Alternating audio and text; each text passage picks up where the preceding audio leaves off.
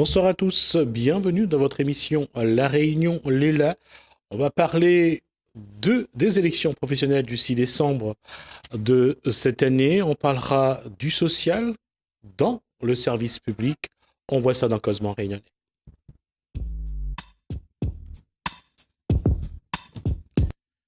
Alors, quand on dit social aujourd'hui au niveau de la municipalité, qu'est-ce que ça entend? Alors, pour répondre à cette question, on a Maximin Sabari, donc secrétaire général à la CGTR. Bonsoir. Bonsoir. Guy d'Amour, bonsoir. Bonsoir. Jean-Philippe Bory, bonsoir. Bonsoir.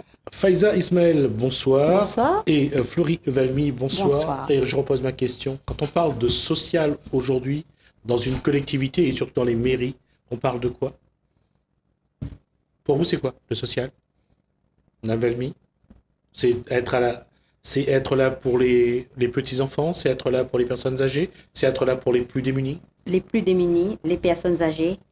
Moi, dans mon secteur, c'est les personnes âgées et les personnes âgées ou handicapées. Aujourd'hui, le personnel du CCAS est formé justement, des CCAS, pour répondre à ces besoins-là ou pas? On a eu des formations, mais pas souvent. C'est pas vraiment formé. Les gens qui travaillent dans le service arrivent. Ils sortent peut-être d'un autre service. Ils arrivent là. Ils apprennent le métier Sur le tas. Sur le tas. Ils apprennent le métier sur place. Et vous, ça fait combien de temps vous êtes au CCAS?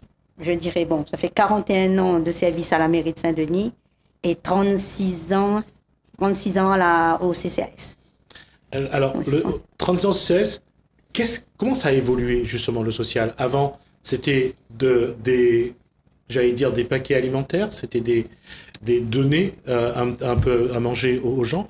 Est-ce que c'est toujours les mêmes choses ou aujourd'hui vous payez un peu plus les factures d'électricité, les factures d'eau? Ça a évolué dans ce sens-là. Il y a des factures d'électricité qui sont payées, on les aide à payer, les factures d'eau, les CAP alimentaires. Avant on donnait des colis alimentaires, maintenant on donne des CAP alimentaires. Ça veut dire? C'est des tickets, comme dirait des tickets alimentaires. Les personnes vont dans les grandes surfaces et ils achètent ce qu'ils en ont besoin. C'est plus des colis alimentaires où il y avait une boîte de sardines, des boîtes de bœuf, du riz, des grains.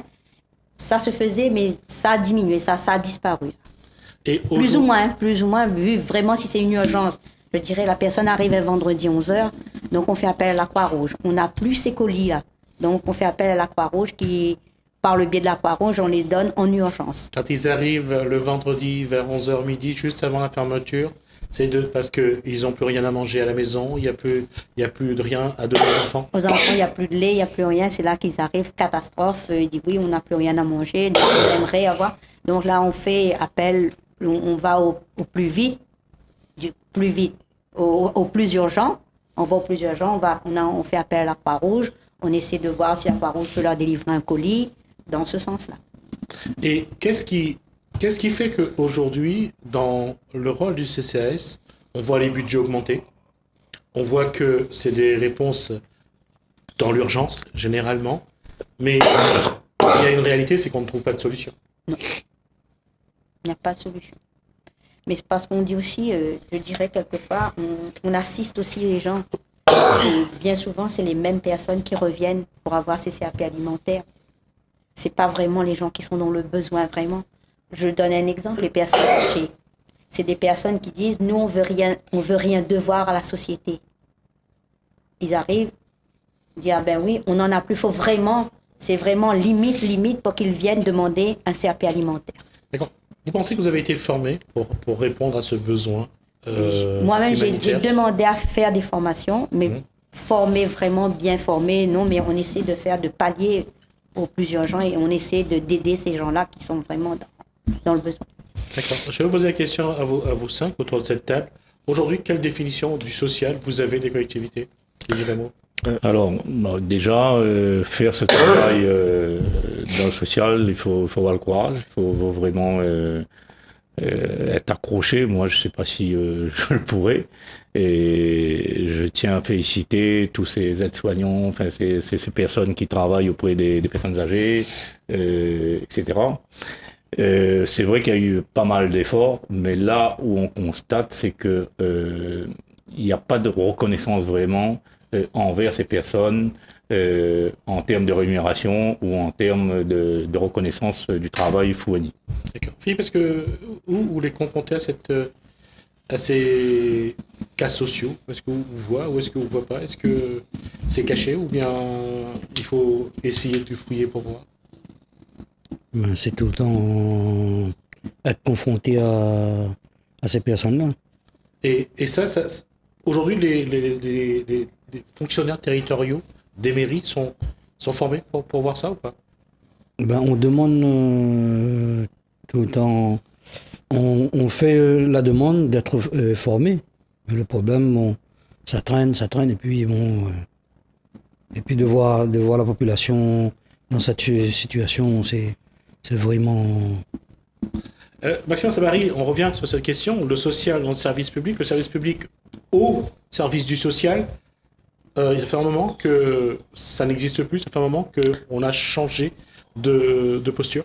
Aujourd'hui, ce que vient de dire notre collègue, c'est qu'on arrive à un point crucial, c'est que l'aide sociale qu'on avait avant, les bons roses, ensuite les colis, tout ça arrive à son terme parce que la situation économique se dégrade à tel point que nous, lorsque nous avons rencontré le préfet, il souhaite qu'il y ait au niveau des intercommunalités, c'est-à-dire les communautés de communes, il y a la CINOR, la CIRES, CASUD, CIVIS et TCO, que chaque communauté de communes puisse créer ce qu'on appelle un CIS. Il y a déjà un CIS adossé à la Civis.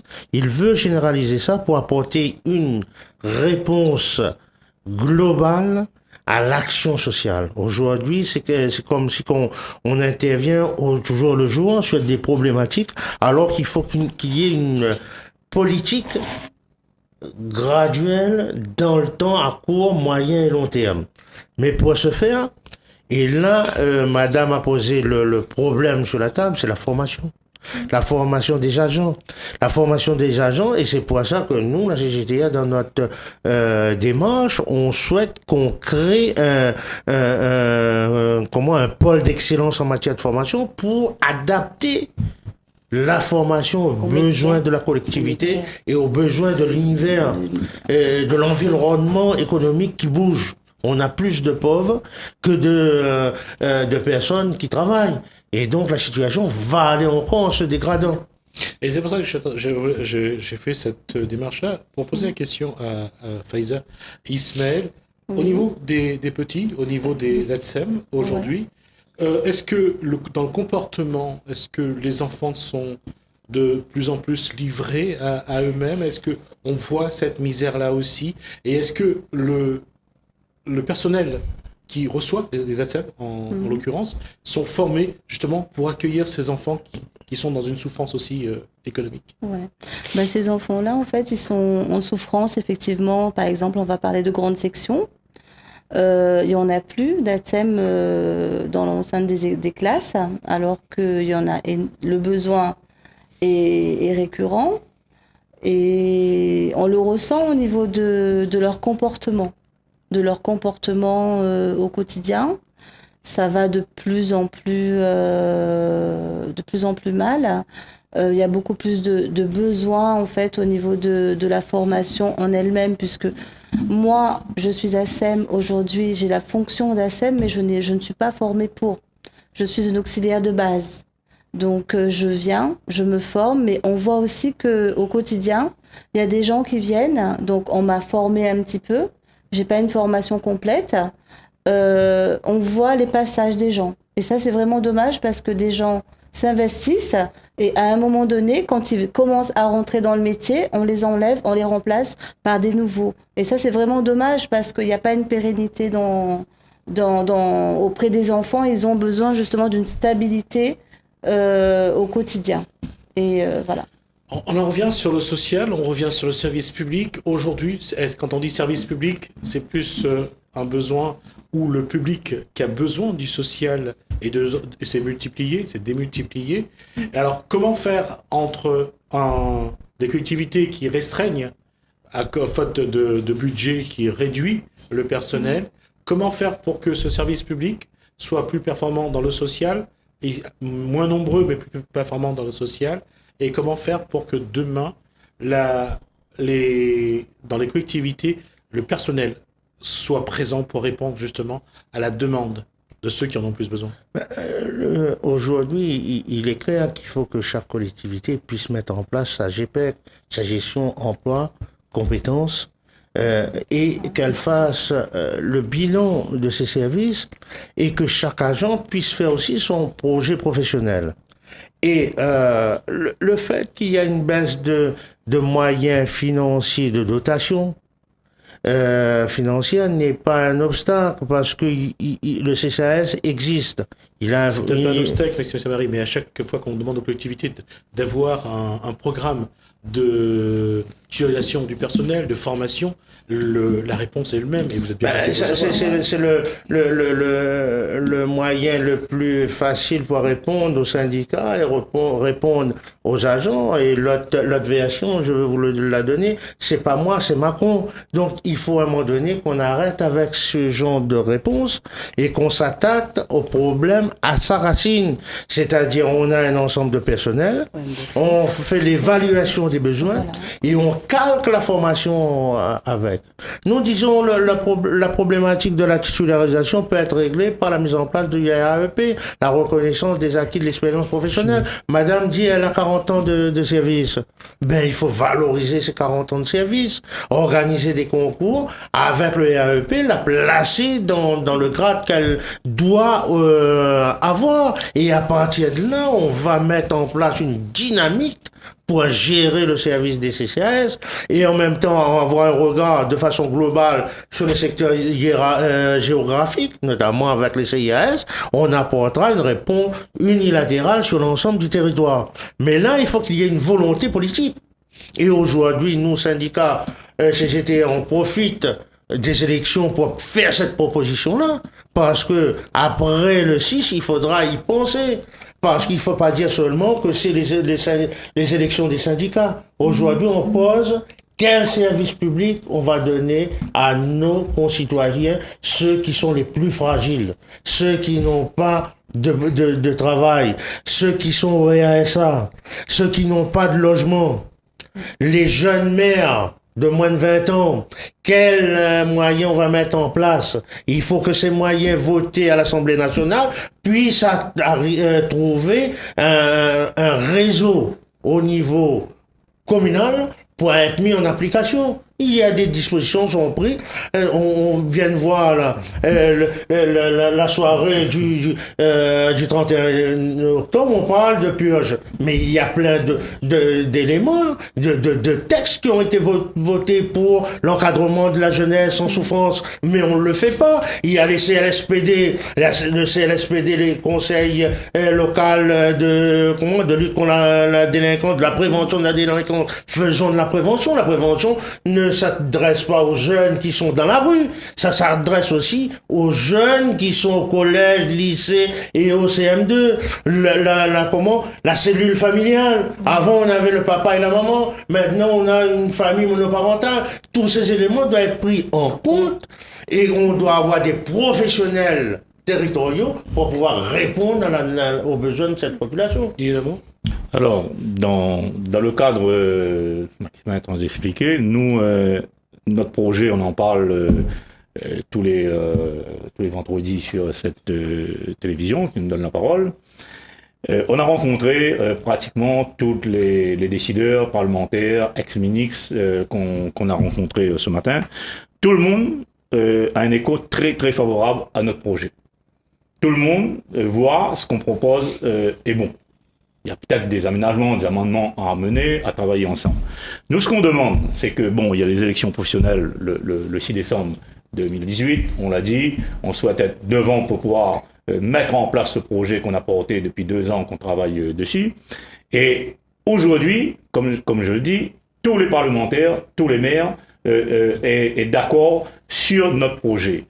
Après le 6, il ne faudra pas que ce soit un coup d'épée dans l'eau. Il faudra qu'à un moment donné, on se mette autour de la table, syndicats et politiques, pour pouvoir mettre en place déjà en termes de formation et tout ce qu'on a avancé dans notre projet, puisque c'est la première fois, hein, ça fait l'année prochaine, ça fera 40 ans de syndicaliste que j'ai à la CGT. C'est la première fois où on porte un projet où on a un accueil favorable de toutes les diversités politiques, gauche, droite, peu importe la couleur politique, on a un accueil favorable. Tes camarades, allons mettre à nous autour de la table. C'est le problème de la Réunion, c'est la Réunion, il faut nous mettre en l'air, il faut nous travailler pour la Réunion, pour nos enfants, tout ça. Donc, moi, je pense qu'après le 6 décembre, va passer les fêtes, et après, il faut nous mettre à nous autour de la table, et nous redonner un rendez-vous, Jismi, ici même, pour pouvoir voir ce que la Dianoul était bon, est-ce qu'aujourd'hui, tu vas venir autour de la table pour pouvoir mettre en place ce projet qui tient à nous à cœur, parce que il concerne beaucoup la Réunion, il concerne beaucoup notre bonne marmaille dans là. D'accord. Je reviens à Florie Valmy sur le social. Est-ce que aujourd'hui tout est fait pour justement, hormis l'augmentation des budgets du CCAS, est-ce que là il y a des stratégies? Est-ce que vous êtes impliqué dans ces stratégies? Est-ce qu'on vous dit comment faire? Ou ça reste encore le CCAS? Et je critique aucune ville parce que je pense que toutes les villes sont plus ou moins dans cette stratégie-là. Ça reste malheureusement une structure qui entretient aussi une clientèle électorale. Là-dessus. On donne quand même, je veux dire que quand on donne aux gens qui ont besoin, c'est une question aussi de les tenir. Oui, je dirais aussi oui. Donc, ce que je veux dire, c'est que est-ce qu'il y a un travail qui est mené avec vous, avec le personnel, pour mettre en place une vraie stratégie pour accompagner les personnes qui sont dans le besoin, ou c'est juste de mettre de temps en temps un sparadrap ou un complace sur Il y a un moment blessure. que, comme on avait beaucoup de demandes, et c'était les mêmes personnes qui venaient, il y a eu des assistantes sociales, il y a une assistante sociale de chez nous, qui avait fait un travail de fond, qui prenait les dossiers et qui convoquait ces personnes pour voir un petit peu quelle est leur situation financière vraiment, est-ce qu'il y avait vraiment un grand besoin de venir tous les mois avoir des bons. À un moment donné, quand les dossiers ont été faits, le travail de fond a été fait, ces personnes ne revenaient plus. D'accord, donc il y a un accompagnement. Il y a un accompagnement. Ces personnes ne revenaient plus, disant pas parce qu'il y avait un reste à vivre assez important que les personnes, et quand on leur disait ça, ils disaient ils ne revenaient plus, ils ne répondaient plus aux convocations pour pouvoir continuer le travail de fond qu'ils faisaient sur les critères sociaux. Ils ne rentraient plus dans les critères sociaux. D'accord. Et à ce niveau-là, comment vous pouvez accompagner? C'est-à-dire comment aujourd'hui le personnel, vous par exemple, vous pouvez accompagner ces personnes? Donc je ne suis pas vraiment... Puisque vous êtes CCAS, je pense qu'il y a des gens dans la rue qui vous arrêtent, qui vous demandent des... Non, pas vraiment. À mon niveau, non, pas vraiment. Moi, comme je suis avec les personnes âgées, c'est au niveau des personnes âgées, mais pas... Avant, quand j'étais au niveau du secrétariat et au niveau de l'accueil, il y a les gens qui m'arrêtaient, me disaient comment faire pour avoir un bon... Bon, je les expliquais comment faire, quelle était la procédure pour pouvoir avoir un bon. Mais maintenant, comme je ne suis plus vraiment dans ce côté-là, moins. Et avec les personnes âgées aujourd'hui, Les personnes âgées, nous, comme on a un service de portage au repas, donc on distribue des repas aux personnes âgées qui sont dans le besoin et qui en ont besoin. Non plus, je n'ai pas cette approche, les gens viennent me voir pour avoir... Ils appellent comment faire pour avoir un repas et tout ça, mais pas moi-même personnellement à cette approche. Mais là-dessus, pour compléter ce qu'elle dit, c'est l'évolution même de la population. Ouais. La population qui était d'une génération qui avait recours au bon du CCAS, cette génération-là vieillissent et passe dans le cadre de ce qu'on appelle l'APA, l'aide aux personnes âgées. Et les nouvelles... le nouveau ménage qui arrive sont réticents à venir. Ils sont suivis par des assistantes sociales qui vont leur orienter vers les dispositifs qui existent en leur faveur. Donc, on rentre dans une nouvelle configuration de la population. Et c'est là que les politiques ont tort de ne pas prendre en compte. Parce que la population, nous on l'a dit sur ce plateau, on gagnait les élections avec de feuilletons, de sacs ciment et un camion tout venant, c'est fini ça. Aujourd'hui, il y a d'autres demandes, des demandes pour avoir un logement, pour avoir un univers pérenne, comment y arriver? Mettre en place avec le Pôle emploi des formations pour acquérir des compétences pour pouvoir entrer dans le monde professionnel. Tout ça, à partir d'un CCAS, peut être décliné dans la population. La population de la Réunion, la configuration change. D'accord. Faiza, Ismaël, quand on parle des personnes âgées, de l'accompagnement des personnes âgées. Mais aujourd'hui, en matière d'éducation, est-ce que dans les écoles, ça se ressent déjà l'absence des ATSEM, ça se ressent le manque de personnel? Oui, bien sûr que ça se ressent dans le sens où on est amené à gérer quand il manque des ASEM. On doit les mettre dans d'autres classes. Donc ils ne restent plus dans leur dortoir ou dans le lieu habituel où ils dorment. On les place dans d'autres classes et sont dispatchés. Donc en fonction de l'absence, moi je suis dans une grande section et dans l'école il y a 3 grandes sections. Donc les 3 grandes sections, c'est moi qui est responsable. Sur 2 grandes sections, il y a des ASEM qui sont attitrés, ils viennent juste pour la sieste. Et sur l'autre section, c'est moi. Mais comme je suis amenée à travailler avec les petits quand il y a des absences, ce qui se passe, c'est que la classe où je suis attribuée, les enfants, tous les jours, ils sont amenés à partir dans d'autres classes pour la sieste. Et pour le repas, c'est pareil, à l'heure méridienne, ils sont tout seuls. C'est-à-dire qu'ils ont un regard des professionnels, certes, mais à distance. Il n'y a pas une personne pour cette classe-là. Et ça, je trouve vraiment dommage, puisqu'il y a un besoin réel.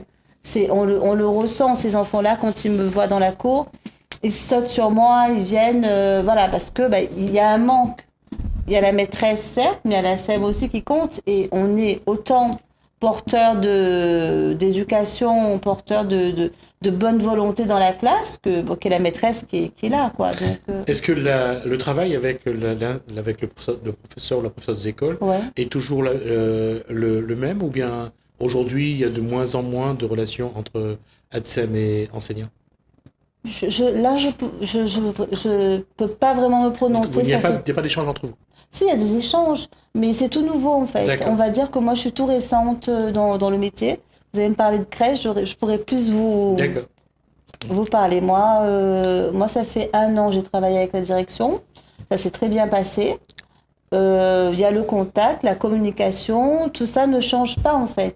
Mais c'est vraiment ce qui est dommage, c'est que cette année justement ils ont levé les ASEM en grande section. Et on sent le besoin vis-à-vis des grands. Chez les grands, et il y a un manque. On le ressent. Au niveau du comportement. Il y a un manque d'effectifs. Il y a un manque affectif, je dirais. Il y a un manque affectif et d'effectifs pour pouvoir affectif finalement. Et ça, c'est quelque chose que, je pense, on le voit dans toutes les communes aujourd'hui. Ouais, complètement. Et ça a une réponse simple. C'est que les mairies ont utilisé les contrats aidés sur des postes statutaires. Au lieu de recruter des ASEM pour faire telle tâche, ils ont préféré prendre des contrats aidés qui étaient subventionnés à 75%. Et aujourd'hui, ce que dit Faiza, c'est simple. Pour pallier à la perte des contrats aidés, on restreint le personnel. En restreignant le personnel, on dit, oui, mais en métropole, on fait comme ça. Voilà. Donc on revoit le syndrome du Gouyave de France qui arrive au galop. Sauf qu'en métropole, il n'y a pas un taux de pauvreté comme il y a à La Réunion. Les ménages de métropole sont pas semblables à ceux de La Réunion. Et l'enfant, quand il arrive à l'école, il est encadré, il a un repère, c'est la tati, c'est la SAM. Voilà. Aujourd'hui, il n'a plus ça. Ils perdent leur repère. Voilà. D'autant plus qu'il n'y a pas d'explication, en fait. Comment ça? C'est-à-dire que moi, le matin, quand j'arrive, je sais que j'ai ma classe. Mais quand on m'appelle, je pars, je dis au revoir les enfants tout à l'heure. Et ils ne comprennent pas, en fait, pourquoi moi, je ne suis pas dans leur classe. Ils viennent me poser la question. C'est après que l'explication vienne. Mais ils n'arrivent pas à comprendre pourquoi leur ASEM, leur tati, comme ils appellent, n'est pas là. Et dans une autre classe. Ça, vraiment. Et là-dedans, pour compléter ça, on est en train de s'accorder sur ce qu'on appelle une charte. Une charte des ASEM. Sauf que il y a les ATSEM, agents territoriaux spécialisés des écoles maternelles, et des ASEM, agents spécialisés des écoles maternelles. L'un des agents est titularisé, l'autre pas. Donc on va adapter un règlement pour des titulaires aux non-titulaires. Et on va avoir le coup de magie, là, précipitateur. On va pondre une charte, et l'ASEM qui touche 1200, ou quelquefois dans certaines collectivités 900 € par mois, eh ben, elle aura les mêmes contraintes que la SEM qui est titulaire. Voilà ce qui est en train de se passer. Et là, on arrive, l'éducation nationale avec les collectivités, un tour de passe-passe, bam, qui était pris dans, le vouve du bichic, ben, c'est bien la SEM. Une nouvelle fois. Et les parents d'élèves, aujourd'hui, qu'est-ce qu'ils attendent? Pour dire que mon enfant est bien accueilli. Ils ne regardent pas que, entre l'enfant et l'institut, il y a quelqu'un qui joue le rôle des parents, c'est la SEM, qui joue un rôle tampon. Le jeune enfant en bas âge à 3 ans qui rentre, qui quitte sa maman, eh ben, il a le repère de la SEM. Et cette fonction-là n'est pas valorisée. Alors comment... C'est vrai que en petite section, il y a beaucoup plus de demandes, en fait, par rapport aux grandes sections, dans le sens où c'est pour l'hygiène. L'hygiène, la sécurité, ils ont peur, en fait. Donc, ils ont vraiment besoin de sécurité, d'être sécurisés. Donc, il y a un besoin. Ça, j'en disconviens pas. Mais en grande section, ils ont ce besoin-là aussi. Et qu'on déshabille Paul pour habiller Jacques, c'est pas possible. C'est pas possible. Moi, je trouve ça intolérable. Puisque pour moi, j'estime que ces enfants-là, ils ont les mêmes besoins. Parce que en maternelle, on dit bien jusqu'à présent que ça doit rester une maternelle. Ça doit pas rester une école prépa pour le CP. On ne doit pas passer en école élémentaire. On doit rester encore dans le cadre maternel, jouer, etc. Et ça se fait, mais avec beaucoup, beaucoup de difficultés. Et chapeau bas à toutes ces dames pendant toutes ces années qui ont pu faire ça. D'accord. Il nous reste 3 minutes. Ma question, c'est aujourd'hui, avec ces élections-là, est-ce que vous arrivez à faire comprendre aux collectivités dans lesquelles vous êtes qu'il faut une vraie stratégie pour le maintien du service public, voire son développement, et surtout pour pouvoir avoir du personnel suffisamment formé, suffisamment spécialisé dans le social? Est-ce qu'aujourd'hui, cet échange, ce partage se fait avec la collectivité, évidemment? T'es pas trop à l'écoute. Non, je veux dire, est-ce qu'aujourd'hui, il y a un vrai débat là-dessus? Est-ce que vous dites à la collectivité, voilà comment il faut faire pour que le service public demeure et se développe? Oui, puisque nous, comme il disait tout à l'heure, nous l'avons fait nos propositions. Nous l'avons reçu des Atiwas que nous l'a proposé les corrects. Maintenant, nous, ce que nous demandons, c'est les biens. Dis-nous les bons projets. Mais nous, ce que nous demandons, c'est allons mettre en place concrètement, en termes de formation. Maxime l'a dit tout à l'heure. Ce matin, nous parlait avec une ex-ministre députée de la République, qui rejoint nous entièrement. Les camarades qui les passaient là auparavant, ils parlaient, c'est un catalogue obsolète par rapport ce que les gens ont besoin, par rapport au GPEC qui parle. Mais il y a un travail de fond à mener, mais pas tout seul, nous, syndicats, avec surtout la collectivité. Mais ce que nous souhaitons aussi au niveau de la collectivité, c'est qu'il écoute à nous, qui prend en compte nos propositions, et s'il y en a des choses qui peut améliorer ou enlever, d'accord, mais c'est pas Zot à chaque fois qui met en place, et nous voit le résultat par la suite. Nous voit bien la problématique, 3 minutes, ouais, mais Zot, tu vois bien la problématique des contrats aidés. Si à ce moment-là, elle a mis en place des postes statutaires, nous ne serait pas là aujourd'hui. Voilà. D'accord. Surtout, il faut changer de mentalité, parce que nous rencontrons, les listes sont déposées dans les différentes collectivités, on voit le vieux spectre, anticommunistes, on nous affaiblit le qualificatif de communiste, de rouge, de bolchevique dans certaines communes. Mais ça va pas dans le bon sens de la modernisation de notre fonction publique. Aujourd'hui, il faut arrêter avec la démagogie, il faut arrêter avec le discours du passé, parce que ceux qui utilisent ce discours-là seront balayés au-delà du 6 décembre. Merci à vous. Vous m'excusez, mais il me reste 18 secondes pour juste vous dire. Voilà, on a terminé cette discussion. On se retrouve juste après.